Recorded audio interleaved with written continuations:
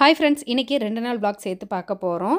ஞாயிற்றுக்கிழமையும் திங்கக்கிழமையும் என்ன நடந்துச்சு அப்படின்றத இந்த vlogல பார்க்கலாம். வீடியோக்குள்ளே போகிறதுக்கு முன்னாடி இப்போ தான் நம்ம சேனல் ஃபஸ்ட் டைம் பார்க்குறீங்க அப்படின்னா சேனலை மறக்காமல் சப்ஸ்கிரைப் பண்ணுங்கள். அப்படியே பக்கத்தில் இருக்க பெல் பட்டன் கிளிக் பண்ணுங்கள். அப்போ நான் வீடியோ போட்டதும் உங்களுக்கு நோட்டிஃபிகேஷன் வரும். வீடியோவை மிஸ் பண்ணாமல் பார்ப்பீங்க. வாங்க இப்போ vlog கண்டினியூ பண்ணலாம். இன்றைக்கி சண்டே அப்படின்றனால கொஞ்சம் லேட்டாக தான் எந்திரிச்சேன். எந்திரிச்சதும் கமல் வந்து இன்றைக்கி பிரியாணி செஞ்சு கொடு அப்படின்னு சொன்னாங்க. வெளியே வேறு கிளம்ப வேண்டிய வேலை இருந்ததுனால அறக்க பறக்க சமையல் வேலையை பார்த்துட்டு இருந்தேன். எந்திரிச்சதும் வெங்காயம் தக்காளிலாம் கட் பண்ணி வச்சுட்டு இஞ்சி பூண்டு பேஸ்ட்டுக்கெலாம் அரைச்சிக்கிட்டு இருக்கேன். மட்டன் வந்து அத்தை எடுத்து கொடுத்துட்டாங்க, அதை வந்து வேக வச்சுருக்கேன். மதிய பிரியாணி எல்லாருக்கும் நான் பண்ணிட்டேன். காலையில் பிரேக்ஃபாஸ்ட்டுக்கு இட்லி கறி குழம்பு வைக்கலாம் அப்படின்ட்டு இட்லி நான் ஊற்றி வச்சுட்டேன். அத்தை நான் எலும்பா போட்டு குழம்பு வச்சுறேன் அப்படின்ட்டு குழம்பு அத்தை வச்சுட்டாங்க. மட்டன் வேக கொஞ்சம் லேட் ஆகும் அப்படின்றனால குக்கரில் வந்து வச்சுட்டேன். அது ஒரு 3 விசில் வந்துருச்சுன்னு ஒரு 2 விசில் வந்து அடுப்பு ஆஃப் பண்ணிடுவேன். சைட் கேப்பில் வந்து இட்லி ஊற்றி வச்சிடலான்ட்டு ஊற்றி வச்சுட்ருக்கேன். மட்டன் வெந்ததும் குக்கரை இறக்கி வச்சுட்டு பிரியாணிக்கு தாளிச்சு விட்றதுக்காக பெரிய குக்கர் வச்சுருக்கேன். அதில் கொஞ்சமாக எண்ணெய் கொஞ்சமாக நெய் ஆட் பண்ணிக்கிறேன். எண்ணெய் நெய் காஞ்சதுக்கப்புறம் தாளிக்கிறதுக்காக பட்டை கிராம்பு ஏலக்காய் இதெல்லாம் ஆட் பண்ணிவிட்டு 2 பெரிய வெங்காயம் நீலவாக்கில் கட் பண்ணி வச்சுருந்தேன். அதை ஆட் பண்ணிவிட்டு வெங்காயம் நல்லா ப்ரௌன் ஆகிற வரைக்கும் வதக்கி விட்டுக்கலாம். வெங்காயம் நல்லா வதங்கினதும் தக்காளி புதினா கொத்தமல்லி இது எல்லாத்தையும் போட்டு நல்லா வதக்கிட்டு இஞ்சி பூண்டு பேஸ்ட்டு ஒரு 3 ஸ்பூன் அளவுக்கு ஆட் பண்ணிக்கிறேன்.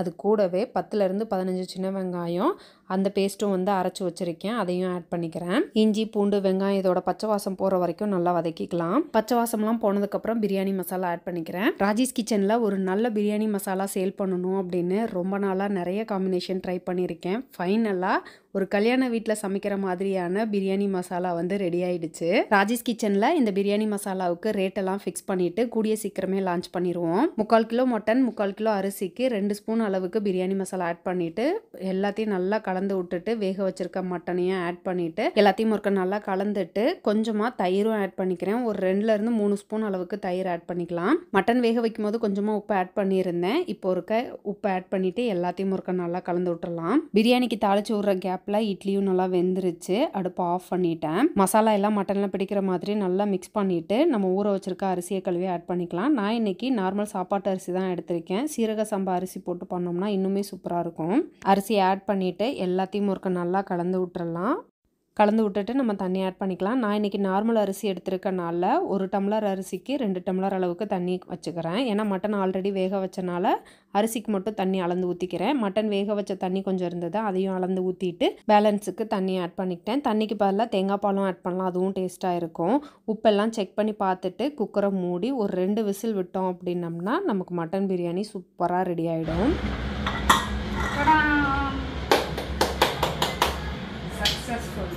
பிரியாணி விசில் வர்றதுக்குள்ளே நான் போய் ரெஃப்ரெஷ் ஆகிட்டு வந்துட்டேன். vlogல வெயிட் காமிச்சு ரொம்ப நாள் ஆச்சு. ஆமாம், டெய்லி ஷார்ட்ஸில் காமிச்சிட்டு இருக்கேன். vlogல காமிச்சு தான் ரொம்ப நாள் ஆச்சு. 71.7 ஃபைனலா சோழர்கள் வாழ்ந்த இடத்த கண்டுபிடிச்ச மாதிரி ஃபைனலா 71க்கு வந்தாச்சு. இன்னும் எத்தனை நாள் இருக்கு? இன்னைக்கு 69. இன்னொரு 30 டேஸ். இன்னொரு 30 டேஸ் இருக்கு. ஆக்சுவலா இன்னைக்கு 70வது நாள். அப்படியா? Okay okay okay. இன்னொரு 30 டேஸ் இருக்கு. இன்னொரு 30 டேஸ்ல அண்டர் 70 கொண்டு போக முடியுமா? பட் அண்டர் 70 நீ மெயின்டைன் பண்ணுவியா?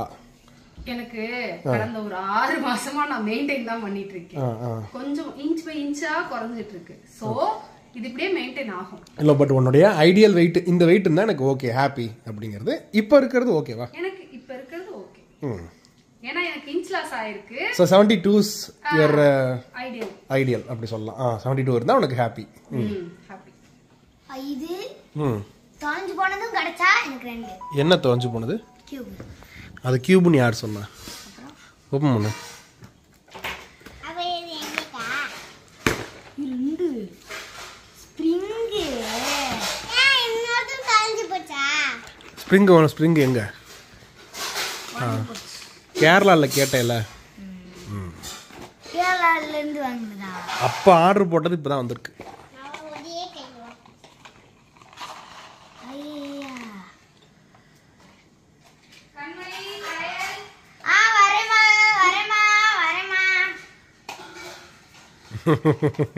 இது ஸ்டாண்டாவும் யூஸ் பண்ணிக்கலாம். ஏய் என்னது இது? 2 பேத்துக்கும் ஒரே மாதிரியா? ஆமா. அப்ப நான் கன்ஃபியூஸ் ஆயிடுவேன். ஆவாதீங்க. ஒரே மாதிரி தானே இருக்கு. ஏதோ ஒன்னு விடு. லெட்டி நான் என் பேர் எழுதிக்கிறேன், நீ உன் பேர் எழுதிக்கோ. அத்தை குழம்பும் கொண்டு வந்து வச்சுட்டாங்க. பிள்ளைங்களுக்கு இட்லி போட்டு கொடுத்தேன், சாப்பிட்டுட்டு இருக்காங்க.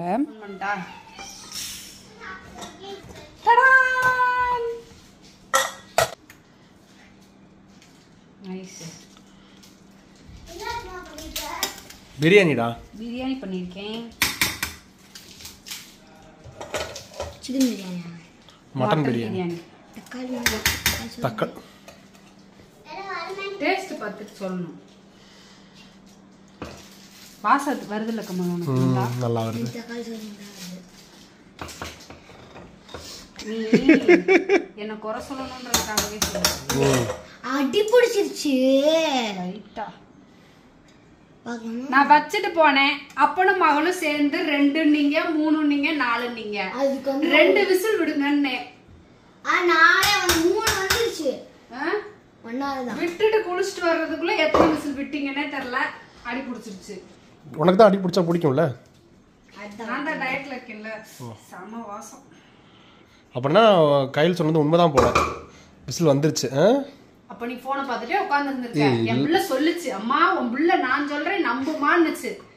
நான் உன்னை நம்பினேன் பத்தியா, என்ன சொல்லணும். இனிமேல் உன்னைய தாண்டா நான் நம்புவேன், அப்பாவை நம்பவே மாட்டேன். உன்னையே நம்புறேன்டா. பிரியாணியை வேறு பாத்திரத்துக்கு மாற்றி வச்சு கொஞ்சமாக டேஸ்ட் பார்த்தேன். சூப்பராக இருந்தது.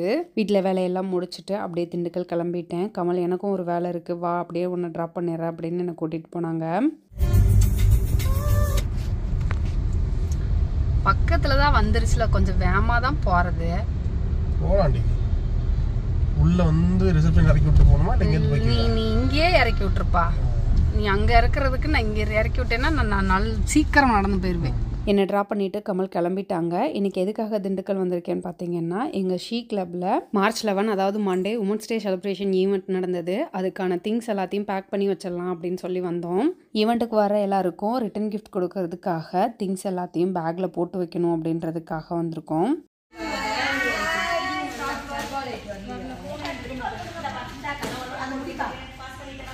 $200 டிக்கெட்டுக்கு மேலே சேலாக இருந்தது. எப்படியும் 250 பேருக்கிட்ட வருவாங்க அப்படின்னு ஒரு 250க்கு மேலேயே வந்து பேக்லாம் வந்து போட்டு வச்சுட்டோம். இந்த ஒர்க்கெல்லாம் முடிச்சுட்டு நான் வீட்டுக்கு போகிறதுக்கு ஈவினிங் ஆயிடுச்சு.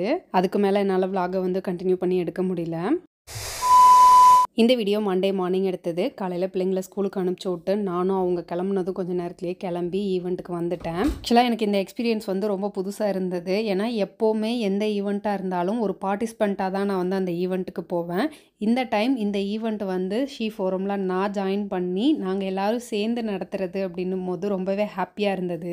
ஒரு ஈவெண்ட்டை பிளான் பண்ணி அதை சக்ஸஸ்ஃபுல்லாக செஞ்சு முடிக்கிறது கஷ்டமான ஒரு விஷயம். பட் எல்லோரும் சேர்ந்து சின்ன சின்ன விஷயமா இருந்தாலும் எங்கள் வீட்டு விசேஷம் அப்படின்ற மாதிரி நினச்சி சேர்ந்து பண்ணும்போது அதை சக்ஸஸ்ஃபுல்லாக பண்ண முடியும் அப்படின்றத நான் இந்த ஈவெண்ட்டில் தெரிஞ்சுக்கிட்டேன். எப்போவும் ஈவெண்ட்டுக்கு நான் மட்டும் போவேன். இந்த ஈவெண்ட்டுக்கு ராஜேஷ் கிச்சன் டீமே வந்திருக்காங்க. 10 மணி ஈவெண்ட்டுக்கு 9:30 வந்தது ராஜேஷ் கிச்சன் டீம். ஜென்ரலாக எங்கள் ஷீ மீட்டிங் எப்போவுமே ஒரு ஸ்பெஷல் மீட்டிங்காக தான் இருக்கும். ஏன்னா எங்களுக்கு வர எவ்ரி மந்த் எங்களுக்கு ஒவ்வொரு மீட்டிங் இருக்கும்.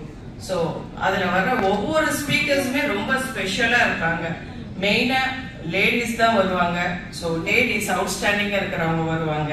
இன்னைக்கு இந்த மீட்டிங்க்கு 2 அவுட்ஸ்டாண்டிங் லேடிஸ் வந்து நம்மளை மீட்டிங்கில் சிறப்பிக்கிறதுல இந்த மீட்டிங் ரொம்ப. மார்னிங் செஷனுக்கு 2 சீஃப் கெஸ்ட் வந்திருந்தாங்க. அவங்க 2 பேரையும் ஸ்டேஜுக்கு கூப்பிட்டு அவங்களுக்கு கிஃப்ட் எல்லாம் கொடுத்துட்டு அதுக்கப்புறம் வந்து 2-3 பேருக்கு அவார்டு கொடுத்தாங்க. அடுத்து வந்த 2 சீஃப் கெஸ்ட்டுமே அவங்களோட எக்ஸ்பீரியன்ஸை வந்து ஷேர் பண்ணிக்கிட்டாங்க. ரொம்ப சூப்பராக இருந்தது. அவங்களுக்கு அட்வைஸ் பண்ணிட்டு இருக்கோம். ஸோ ஒவ்வொரு முறையும் நான் வந்து அவங்களுக்கு ஒரு ப்ரீச்சிங் அட்வைஸ் மட்டும் தான் பண்றேன். நானே ஒரு இடத்துல வந்து ஒரு காலேஜில் வந்து நான் ஒரு டீனாவோ ஹெச்ஓடியாவோ இல்லை even I serve as a vice principal of a college. So இந்த மாதிரி ஒரு போஸ்ட்ல தானே நம்ம வேலை பார்த்துட்டு இருக்கோம். நம்ம ஏன் அந்த முயற்சி எடுக்கக்கூடாது அப்படின்னு எனக்கு இருந்தது. இருக்கு. ஸோ இப்போ நம்ம லக்கி ஸ்டார்ட் பண்ண போறோம். I invite Subhadra Vasan ma'am, please நீங்க வந்து அந்த ஃபர்ஸ்ட் லக்கி மெம்பர் எடுக்கணும் அப்படின்னு கேட்டுக்கிறேன். எடுத்துக்கலாமா? S okay. பட் மாவு கையில கலக்க மாட்டோம். லதா 9486.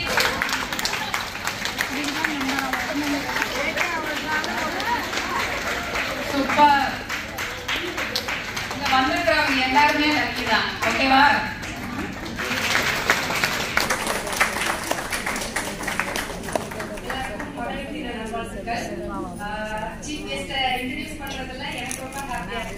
ஏன்னா ஸ்டேஜ் ஏறி ஒரு சீஃப் கெஸ்ட்டுக்கு இன்ட்ரோ கொடுக்கணும் அப்படின்னு சொன்னாங்க. கை கால்லாம் உதற ஆரம்பிச்சது. ஒரு மாதிரி டென்ஷனாகவே இருந்தது. டென்ஷனை மூஞ்சியில் காமிக்காம சிரிச்ச மேனிக்கவே இன்ட்ரோ கொடுத்துட்டு வந்தேன். உமன் என்டர்பிரனர் அசோசியேஷனுக்கு ஸ்டேட் பிரசிடென்டாகவும் உள்ளார். இத்தனை அவதாரங்களை பெற்றுள்ள இவர் நமக்கு கிடைத்த பொக்கிஷம். இந்த பொக்கிஷம் இன்று நம்மிடையே. Welcome our state president Mrs ராஜமகேஸ்வரி ma'am.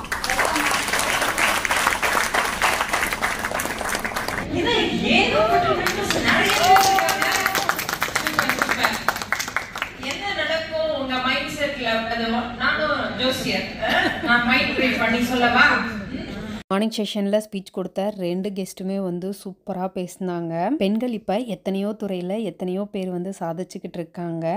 But அவங்களோட சாதனைக்கு பின்னாடி நிறைய சோதனைகளும் இருக்குது. அதெல்லாம் தாண்டி அவங்க வெற்றி பெறாங்க அப்படின்னும் போது அதெல்லாம் நினைக்கும் போது ரொம்ப ஹாப்பியாக இருக்குது. அதெல்லாம் நமக்கு ஒரு இன்ஸ்பிரேஷனாக இருக்குது. நம்ம இதோடு நின்றக்கூடாது, இன்னும் நிறைய பண்ணணும் அப்படின்ற மோட்டிவேஷன் கிடைச்சது எனக்கு. 2 கெஸ்ட்டுமே பேசி முடிச்சதுக்கப்புறம் ஈவெண்ட்டுக்கு ஸ்பான்சர் பண்ணவங்களுக்கு ஒரு சின்ன மொமெண்டம் கொடுத்தாங்க. என்னால் முடிஞ்சதை நானும் இந்த ஈவெண்ட்டுக்கு வந்து ஸ்பான்சர் பண்ணியிருக்கேன்.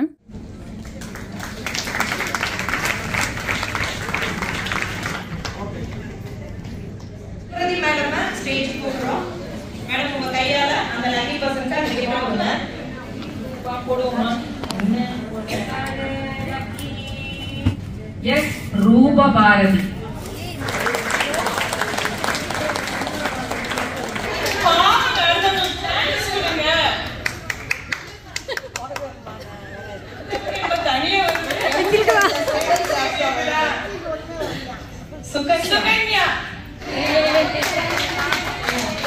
இடையில வந்திருக்கவங்களுக்கு போர் அடிக்கக்கூடாது அப்படின்னா அப்பப்போ வந்து லக்கி ட்ரா வந்து கண்டக்ட் பண்ணாங்க. சூப்பராக இருந்தது. மதியம் லஞ்ச் முடிச்சதுக்கப்புறம் டாக்டர் ஜெயந்தஸ்ரீ பாலகிருஷ்ணன் மேம் வந்து சீஃப் கெஸ்ட்டாக வந்திருந்தாங்க. அவங்க ஸ்பீச்சும் அல்டிமேட்டாக இருந்தது. அரை தூக்கத்தில் இருக்கிற வணக்கம் மாதிரி இல்லை. ஏன்னா முதல் தடவை வணக்கம் சொன்னபோது பக்கத்தில் திருப்பி கேட்டுருப்பீங்கன்னு நினைக்கிறேன். என்ன நடந்தது அப்படின்னு ஒரு வணக்கம் சொன்னாங்க. சரி வணக்கம் அப்படின்னு. அப்போ உங்களுடைய ஷீ எல்லாமே கேபிட்டல் லெட்டரில் தான் இருக்கு. It's never in lower case. அதுவும் போல்ட் அண்ட் பிரில்லியண்டாக இருக்கு. அத்தனை ஷீக்கு ஆங்கிலத்தில் பன்மை இல்லை. ஷீஸ் அப்படிங்கிற ஒரு வார்த்தை இல்லை. இருந்தாலும் உட்கார்ந்துருக்கக்கூடிய அத்தனை ஷீஸ்க்கும் என்னுடைய நல்வாழ்த்துக்கள். முதல்ல ரேவதி அக்காவுக்கு doctor Jayanthasri Balakrishnan ma'am speech வந்து ரொம்ப பிடிக்கும். அவங்க ஸ்பீச்சை வந்து நேரில் ஒரு தடவை கேட்கணும் அப்படின்னு ஆசைப்பட்டாங்க. இன்றைக்கி அந்த ஆசை நிறைவேறிடுச்சுன்னு நினைக்கிறேன். மேம் பேசுகிறத அக்கா மெய் மறந்து கேட்டுட்டு இருந்தாங்க. ஆண்கள் இப்படி எதிர்பார்க்கறது கிடையாது. அவங்களுக்கு தெரியும் அவங்க என்ன பண்ணாலும் நம்ம மறக்காம பாராட்டிடுவோம். கண்டிப்பா இன்னொன்னு தெரியும் அவங்களுக்கு. அவங்க என்ன பண்ணினாலும் அவங்க பாராட்ட போறது. அந்த பாராட்டுக்காக நீங்க கேட்டு எப்படிங்க. So please validate your work. உங்களுடைய வேலை உங்க கண்ணுக்கு தெரியும். இதற்கு இன்னொரு இதெல்லாம் சைக்கலாஜிக்கலி நமக்குள்ள பெரிய டிராபேக். அடுத்தது ப்ரொஃபஷனலிசம். இது எல்லாமே நான் சொல்லக்கூடிய எல்லாமே சாஃப்ட் ஸ்கில்ஸ் அப்படின்னு சொல்லுவாங்க. இன்னைக்கு விமென்ஸ் டே அன்னைக்கு சத்தியபிரமாணம் எடுத்துக்கலாம்.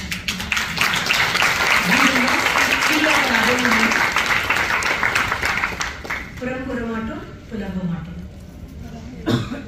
புறம்புறா இருக்கிறதாக எப்படியோ வாய்க்கு ஒரு காசு போட்டுட்டு அத்தனை கடமை உட்காந்துக்கலாம் வெயில. புலம்பாம இருக்கணும். தெரிஞ்சுதானே இதை எடுத்தீங்க. ஆண்டர்பிரினர்ஷிப் அப்படிங்கிறது knowingly to live it. இது நெருப்புல தூவின விதைன்னு தெரியும். ரொம்ப கஷ்டம் தெரியும். மண்ணில் தூவினா முளைக்கும். நெருப்புல தூவினா ரொம்ப கஷ்டம். முளைச்சாச்சு இல்லையா? இனி புலம்ப கூடாது. பார்த்து பேசும்பொழுது உங்களுடைய வெற்றிகளை மட்டும் பேசுங்க. தோல்விகளை ஆராய்ந்து பாருங்க. But always celebrate your victory. Let your failure be a matter of discussion with somebody who understands you. எடுத்துட்டோம் அப்படின்னா 2 சத்திய பிரமாணம் கொடுத்தாச்சு.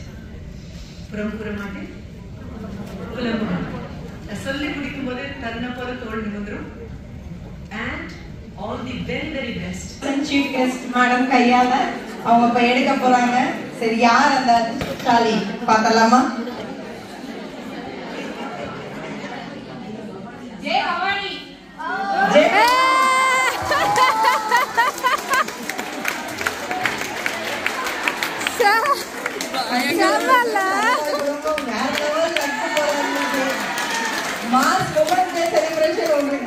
Final lucky draw. இதில் பேர் வரவங்களுக்கு 1 கிராம் கோல்டு காயின். அவ்வளோதான், ஃபைனல் லக்கி ட்ரா முடிச்சுட்டு ஈவெண்ட்டும் முடிஞ்சிருச்சு. எல்லாரும் வீட்டுக்கு கிளம்பிட்டோம். ஈவெண்ட் முடிஞ்சதுக்கப்புறம் ஜெயந்தஸ்ரீ பாலகிருஷ்ணன் மேம் கூட எல்லாரும் சேர்ந்து ஃபோட்டோ எடுத்துகிட்டு அப்புறம் தான் கிளம்புனோம். ஈவெண்ட் முடிச்சுட்டு நான் வீட்டுக்கு வரதுக்கு 7 மணி ஆயிடுச்சு. பிள்ளைங்க ரிட்டன் கிஃப்ட் பேக்கை பார்த்துட்டு உள்ளே இருந்த ஸ்நாக்ஸ்லாம் எடுத்து சாப்பிட்டுட்டு இருந்தாங்க. அவ்வளோதான், இந்த விளாக் இதோட முடிஞ்சது. இந்த வீடியோ உங்களுக்கு பிடிச்சிருக்கும் நம்புறேன். பிடிச்சிருந்தா லைக் பண்ணுங்கள், மறக்காமல் சேனலை சப்ஸ்கிரைப் பண்ணுங்கள். அடுத்து ஒரு இன்ட்ரெஸ்டிங்கான வீடியோவில் பார்க்கலாம். அது வரைக்கும் பாய்.